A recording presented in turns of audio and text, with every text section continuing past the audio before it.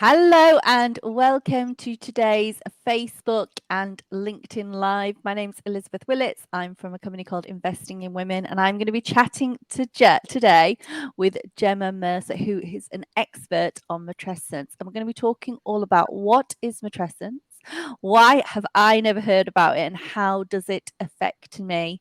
So as people are logging on, do let us know if you can hear us all okay. Give us a like or an emoji. We are live today on Facebook and on LinkedIn. I'm going to be talking to matrescence expert Gemma Mercer. I'm worried I'm pronouncing it wrong already, but yes, we're going to be talking all about matrescence. So I'm really, really excited to learn more about this topic because it sounds absolutely fascinating. As people are logging on, do let us know if you've heard of matrescence or if this is a new term for you. It'd be really interesting to hear about people's experiences of matrescence and whether it is something that people have heard of. Thank you so much, Gemma, for joining us today. It's an absolute pleasure to chat with you and learn more about you, your experiences, and obviously matrescence as well. Oh, you're very welcome. Thank you for having me. I'm so excited. So, first of all, what is matrescence? Oh, what is matrescence? So, matrescence in isolation is just one word. It's a transition of a woman going Yeah. from being the woman to the mother. And Okay. in some respects, we can look at that and say, okay, fair enough. But actually, when you start delving into what that looks like for the person and indeed her world around her, that's when it gets interesting and is important, I believe, that every person in our communities is aware of it, not just the mother. Yeah. So the best way to explain it is Yeah. to liken it to adolescence, Okay. because everybody around us appreciates that when a child is going from child through their teenage years into adulthood, everything about them is impacted. And the transition, like adolescence, matrescence is no different. So it affects you physically and hormonally. Yeah, Yep. most people are aware of that.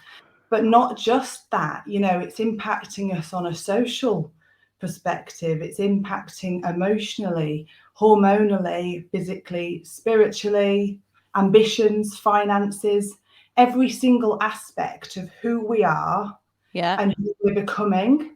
Because, of course, let's not forget that you don't just become a mum and suddenly that's, where you end.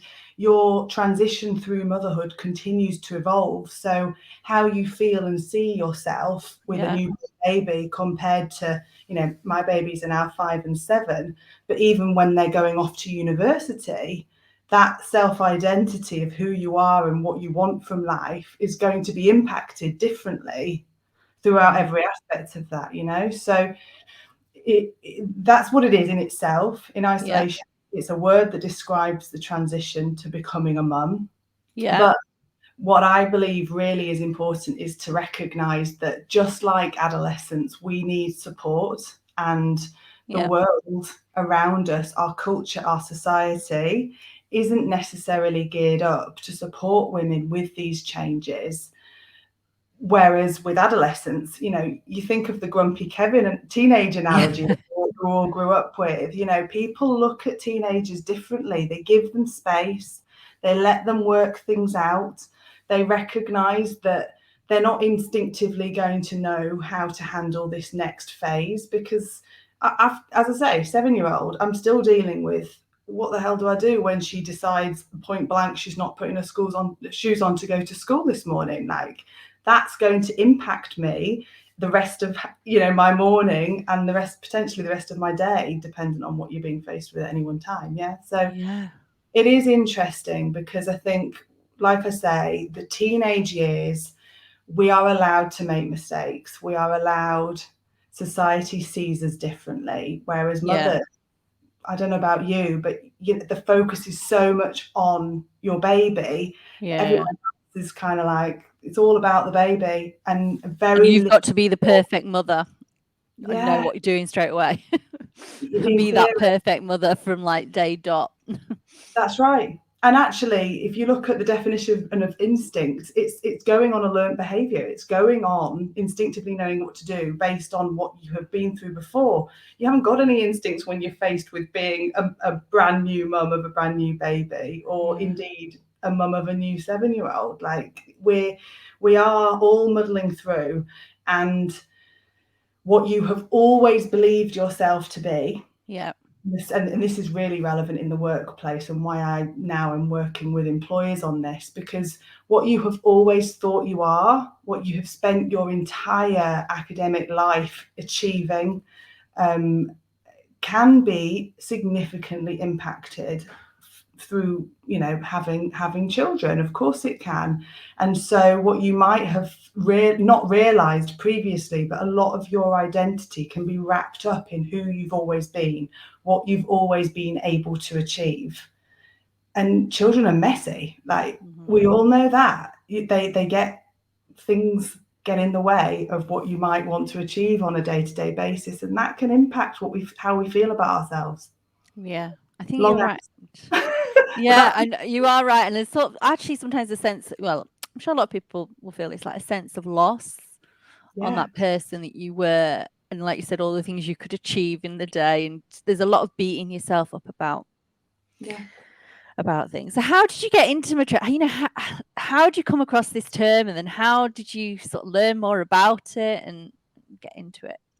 I came about it when we were at the beginning of lockdown, and I was feeling lost is the best way I can describe it. I'm self-employed, and at that point I was working as a holistic therapist, so I was very hands-on. So I went from, my longer story is I previously had a corporate identity, so I worked for a huge medical company working in international marketing, and I did step away from my career for the right reasons at the time, but I didn't recognize when motherhood came along, and how when I then shifted into a different identity, how much I was going to feel lost when I didn't have the ambition, the corporate world, all of those external drivers and achievements. And a social life, actually, that you get in a corporate job. Absolutely, yeah. Social life, social confidence, something else to talk about. So I'd already gone through that shift, and that was huge for me in terms of the pinpricks of awareness of what my matrescence was doing to me back then. But it was only in lockdown, when I couldn't even do the holistic job that I was doing, that I really woke up one day and thought, well, who am I? Because I have a 2-year-old and I think a 3-year-old at the time. My husband's job went through the ceiling in terms of everybody wanted a piece of him, and he was, this is a story that many of us have you're very familiar with, but I was the one holding fort in the house, and I really, really struggled with that, because I recognized that this unraveling that had been going on behind the surface of who I was missing and all of the things I was missing from not doing that job anymore really came to the forefront. So I started investigating, listening to podcasts, just desperately trying to find some sort of support out there that was going to make me feel less alone, basically. And I did. I found a podcast by Amy Taylor Kabaz, who has now gone on to be my mentor, and I've trained under her now, about the inner split, about this concept of matrescence, and how when we become a mother, we go from being the person we've always been, quite literally that push-pull split in two, to now having this completely new aspect of who we are, roles, responsibilities. In the same moment, you can want to be the best mum and want nothing more than the health and happiness of your children. But because we're human beings, we have other aspirations and other feelings and other hormones that are coming up. And I was being pulled between, Gemma also has needs, wants, and desires. And I want to do all of this stuff for my kids. And it was just this, like, well, I describe it really as a melting pot of just like pressure. And fear that I was the only one questioning this and feeling this way. So I'm wondering, do you think it's become more, just as we're talking, an issue is the wrong word, but do you think it should be talked about more? Because women now, the 50 years ago, for example, there was an expectation that women were just going to become mums. And I don't know if then, therefore, there was less push pull, there was a bit more acceptance that, that was all you were going to do is become a mum. And then when you become a mum and people became mums a lot younger, they didn't have careers. So they weren't necessarily feeling like they were giving something up, like we talked about the corporate identity, the social life. Yes. I'm wondering if this is it's not a new, I'm not saying it's a new phenomenon, because obviously people had these things before, but maybe it should be talked about a bit more. 100%. And actually, the way I coach and support my mothers now, we do exactly this. We look at how we are taught, our generation, amazingly, have had the opportunity to go out, strive to be whoever we want to be and to do whatever we want, right? So we've got that, which is wonderful. But unfortunately, what that has not done at the same equal measures is provide support for women to be able to do that, because obviously families come in all different shapes and sizes, of course they do, but it goes with, we can't deny that majority of women find themselves being the primary caregiver, and that isn't supported. And absolutely, we live in a world now where these kind of masculine traits of trying to go out, achieve, strive for all of these things are what are valued, and motherhood isn't put up there with the same pedestal. So we essentially, and this is one of the things we do in the coaching, is we talk about what you view as a successful woman versus your idea of a good mother, and how they completely contradict. If you think about what that archetype is in your brain, like what you think or who you have in mind when you think of being a successful woman and a good mother, no wonder we're living in this world of conflict, competing emotions. And the guilt. Yeah, because you've got the guilt if you're, you've got the guilt that you're not doing well enough at work. You've got the guilt you're not doing well enough at home. Yeah, absolutely. And so what do women do? Or anybody that's in a state of angst or conflict like this, we push our own needs down. We call it self-silencing. So we push down what we want, and we just strive for that perfectionism. We strive to do it all and to do more and more and more. And ultimately, that is going to have an effect on how we are in ourselves. And for me, that showed up as resentment against my partner, frustration, disappointment in myself, anxiety, worry that I was the only one feeling these things because nobody around me was really talking about it, even though as soon as I vocalized it, everybody was like, holy shit, I feel the same way. So yes, it's definitely exacerbated by the fact that we are living in this modern day world out there where motherhood expectations have changed. Yes.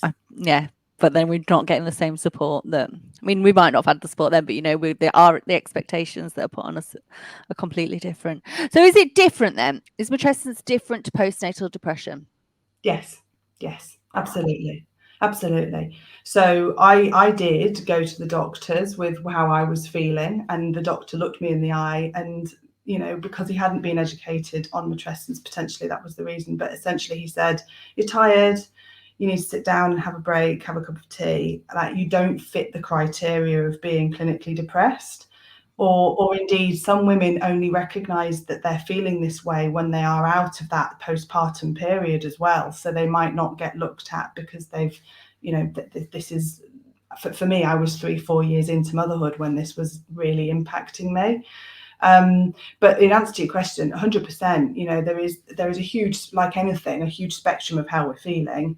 You don't have to be depressed to be struggling with this, and you also don't have to be completely loving life to not be struggling with this. The reality is that it's there's huge amounts of women that are in this grey area between that aren't getting any support because they don't qualify as clinically needing support. So how long would matrescence? Is it the whole time you've got, is it until they're 18 or until, they have kids or until you die? How long is matrescence? Does that sort of state of matrescence last for?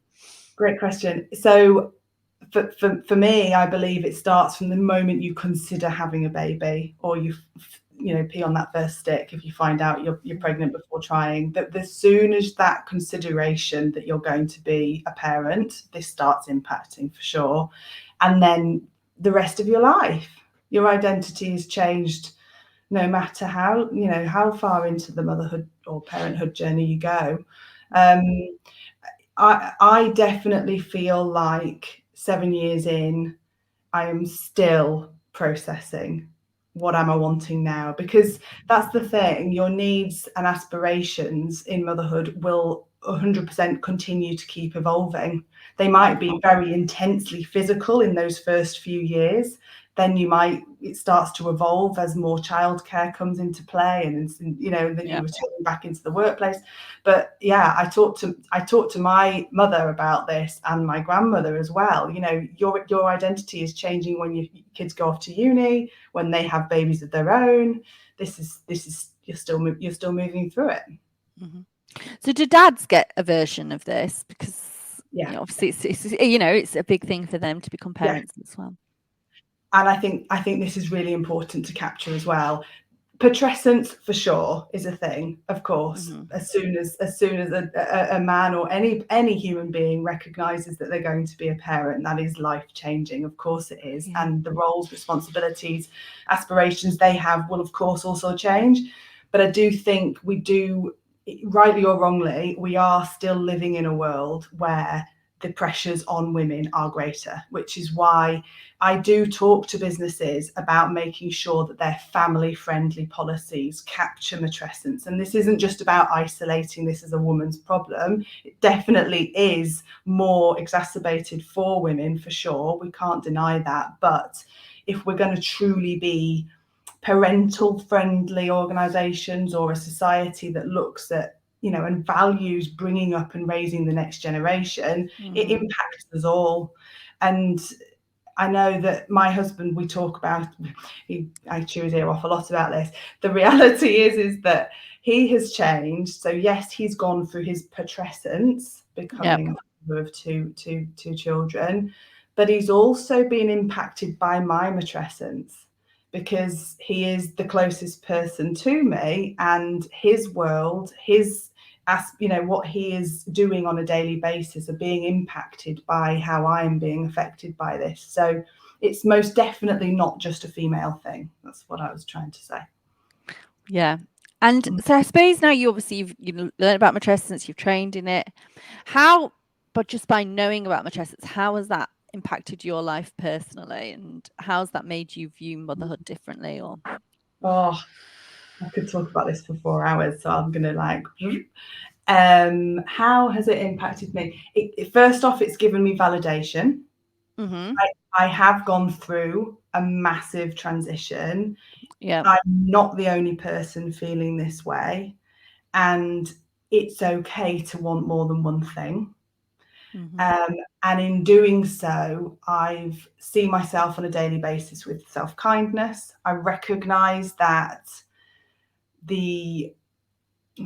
for want of a better word, that perfectionist in me that was always striving to achieve all the things, I have to allow myself grace now on a daily basis, because we call it in my coaching the maternal wall. Like, that is very real on a daily basis. Your children will throw hurdles into life that you're not. Yeah. And so I essentially know where my priorities are, see myself with that kindness to be able to say, it's okay if you didn't manage to do X, Y, and Z today. The bigger picture is this. Right now, this is your focus. And I know what I'm aiming for long term, as well as kind of on the daily, I guess. Yeah. But yeah, essentially, it has allowed me to stop self-silencing my own needs, because that in turn will lead to burnout. It will lead to frustration, problems in your relationship, a whole host of things, which was happening for me because I didn't have a place to be able to speak up about what I wanted, as well as being a great mum. Yeah. So before you go through puberty, you learn about it, don't you, at school, and what might happen and the changes you're going to feel. Why Mm. don't we learn? Why do you think we don't learn about this in, you know, either at school and probably more importantly as well at antenatal classes? And antenatal classes, not everyone goes. Not everyone, Mm. can find a free one, can pay for a paid one. No. There are some barriers to antenatal classes. So Yeah. why do you think, if you do attend, why aren't we talked about it? We so historically this was talked about, whether the word matrescence was actually used or not. Matrescence in itself was first coined in the 1970s. It has a Oh, word. okay. Yeah, it was only just last year put into the Cambridge Dictionary, so it's in its infancy in terms of an actual word. Having said that, in cultures gone by, women would share stories of bringing up children. We live in a very modular society now, don't we, Yeah. whereby you're lucky if you have got family and friend unit around you. But in times gone by, the generations were raising the kids together, and we Yeah, were you were all on the learning. same street, weren't you? Yeah, we were learning, we were talking on an evening together about these things that have gone by, and we will be witnessing, things like bringing up the baby. And so I think just the way that society is now, we're not talking about such. We obviously are dealing with a world out there that is so much faster paced with all the other distractions going on. And we live in a world where, like I alluded to before, motherhood and the skill set that requires isn't necessarily as valued as going out there and striving for an ambition or career. So yeah, it's a difficult one, but it's It is without doubt, difficult. yeah, without doubt, if we could get this into mainstream, even if it was GPs, midwives, people that were working with women on a daily basis. But my hope is, by me working with organisations to help and provide a support for their women in the workplace, but also, culturally Mm. allowing companies that open space to talk about this. Yeah. Because I think a lot of people, they'll go into work and they say they don't even feel comfortable talking about their children. So they're trying to sort of straddle two identities. Yeah, And we all know it's very hard to do that. And, you're just one person, aren't you? And everything, all your experiences are making you you. But, a lot of people go into work and won't talk about their personal life. And it's no. difficult, isn't it? No. So if we can introduce matrescence, the changes that we're all experiencing, the juggle that we're all experiencing, I think like flexible working, clearly so needed. Better childcare support, financial, cost of childcare, all of these things need working on. Of course they do. But if we can bring in that human aspect of, look, this is a very real thing that a huge proportion of the workforce are dealing with, then those conversations can start happening. We're not hiding in a closet when we're trying to feed, if we're expressing because we're back at work. All of these things need to be catered for so that dialogue can start. And it's fascinating because some people do push back on me and they say, well, why are you just talking about matrescence? And I do give this talk at that point and say, you talk about how it's impacting your mothers. You can then use that open culture to talk about caring for elderly relatives or returning to work after, your identity changes when you go through an illness. All of Yeah. these things, we need to start looking at the humans behind the workplace, not just Yeah. accommodating the roles and responsibilities of that person was doing. Yeah. Because the humanality actually does then impact how well that role is Yeah, performed. yeah. That's it. Absolutely. It impacts well-being, will impact performance, will impact retention. All of these things are going to be positively benefited if we can start talking about these things.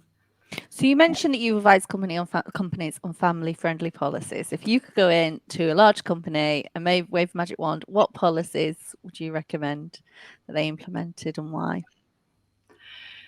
My main thing with any of this is being able to have a clear set communication plan from the moment that person is going off on paternity or parental leave, maternity, whatever form it takes, but having open dialogue from the very beginning that's documented so that it doesn't get lost in the ether, because let's be honest, managers can change in that period of time where people are away. Things can shift and move. So making sure that it's documented so that everybody knows where they're at, so that those conversations can be happening through kit days when they're returning back in, so that they feel part and valued. Because like anything, you know, as I say, this is the people aspect of them coming back. So that's probably the main thing, is making sure that these conversations are enabled, really. Yeah, and people feel comfortable, I suppose, Yeah. confiding. And we talked about it being like this, so obviously the hormonal aspect, but does it affect like adoptive parents, people becoming step parents? Yeah. Yeah, definitely. There is scientific evidence now to show that our brains change. We've got MRI scans of even adoptive parents. You don't necessarily have to have carried the baby Yeah, for our brain to change.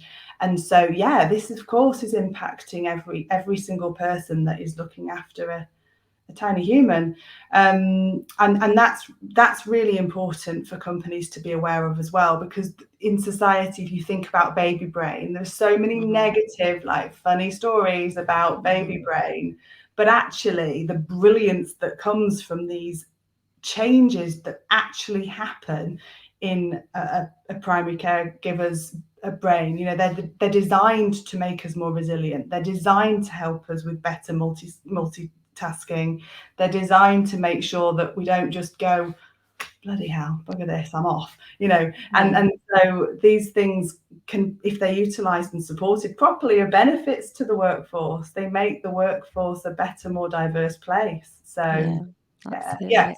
So, but absolutely, this isn't just the birthing parent, for sure. Brilliant. So what do you do now then in your role? So you are a coach, and how do you help people Yeah. in your So role?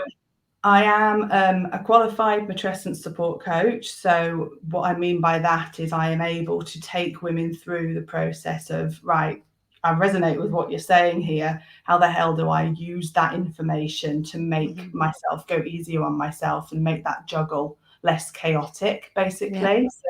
So that's what I do with the women. Um, Predominantly women, I should say, parents. I have worked with parents as well, but not just women, but majority women. And then I also do educational talks, work with HR departments, work with managers, D&I teams, you know, to talk about what matrescence is, the impact it has, and then help them put practical steps in place to be able to enable their staff. Uh, yeah. so yeah. Brilliant. Perfect. So where can people find you, connect with you, and learn more about you and your business? You can find me on socials. So Instagram, I am Gemma with a G _ Mercer, Yep. Mercer. And then I've also got websites. So I've got gemmamercer.com Yep. and predominantly that's my coaching site. So if there's a woman out there looking to learn more about her matrescence, then that's where I direct them. And then I've got understandingmatrescence.co.uk, where I talk about my workplace employer support. Brilliant. I will put all the links in the show notes. Thank you so much, Gemma, for chatting to us today and telling us more about matrescence and how it impacts us. Thank you so much for your time. You're very welcome. Thank you for having me. Thank you. Bye.